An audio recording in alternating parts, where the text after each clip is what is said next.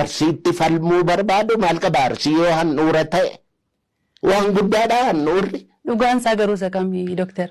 Maal jechuu keetti dhugaan isaa? Dhugaan handhuurri Finfinnee handhuurri Oromiyaa Finfinneedha moo Arsii? Mee maappii Itoophiyaa jedhan kana fuudhiiti walloo gubbaadhaan mataa taasisiiti asii gadi kottu mormi eessa ta'a qomii eessa ta'a handhuurri eessa ta'a yoo jette gimmitiidhumaan jechuu goote anaaf handhuurri Arsiidhuma natti fakkaata.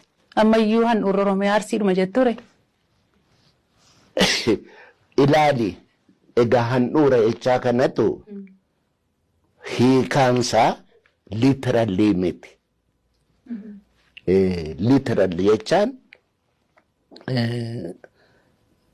akka seenaatti iyyuu really Arsiin seenaa Oromoo keessatti bakka handhuura haa dhiibnu onneen Oromiyaa iyyuu Arsiidha. Amma handhuura dhiifne. Amma zinnan jabeessatani. Onnee dhumtii Oromiyaa iyyuu Arsiidha gama maal fiddume. Waan xinnoo waan irratti biizii wal taasisan handhuurri Oromiyaa Arsiidha yoo jedhame dhugumatu Arsiidha. Kana immoo beekuudhaaf seenaa beekuu barbaachisa. Afaan beekuu barbaachisa. Taa'umsa lafaa beekuu barbaachisa. Aadaaf gadaan maal akka ta'e beekuu barbaachisa. Kana immoo guyyaa tokkotti interviyuu tokkoon waan warratti raatuu haraamuu waan hin beekne haasoftu kanatti qulqulleessuun nama rakkisa. Innaa handhuurri Oromiyaa Finfinneedhaa yoo jedhan haa ta'u Finfinneen handhuura Oromiyaa miti namni jedhe hin jiru.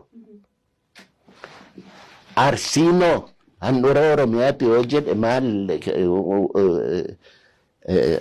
akka itti argituutti yoo dubbatte hinaafaadha moo maali kun nama wanni dubbii taasisa. Anamma kan argutti Finfinneen qoma Oromiyaa natti fakkaata. Malee handhuura Oromiyaa jechuun dandeessanii? Maal jechaadha handhuura Oromiyaa jechuun qoma garjallaadhaan handhuurri kan jedhu. Maarree qoma garjallaa Finfinnee garjallaa kan jedhu Arsii miti.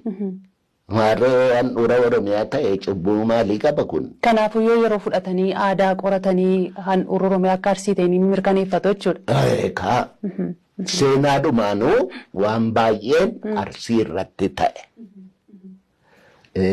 Kanaaf akka amma Utaawaayuu gadaan kan Utaawaayuu kan kaleessa badee bar eegaa biyya balleessanii booddee lolee amma dhumaatti lolee kan cabeyyuu innaa Arsiin akka garbaatti haa gurguramu jedhamee kan itti awaajame iyyuu Arsiin. So yoo akka seenaattuu akka aadaattuu akka gadaattuu akka teessuma lafaattuu Arsiin handhuura Oromiyaati yoo jedhan yoom geerare ittiin yoom geerare maa eenyutu isa galchaa kana keessa maali miqqanyummaan akkanaa waan yoo jedhiin sobduudha warra akkana odeessitu kana ittiin dhibamin. Ulfaadhaa eega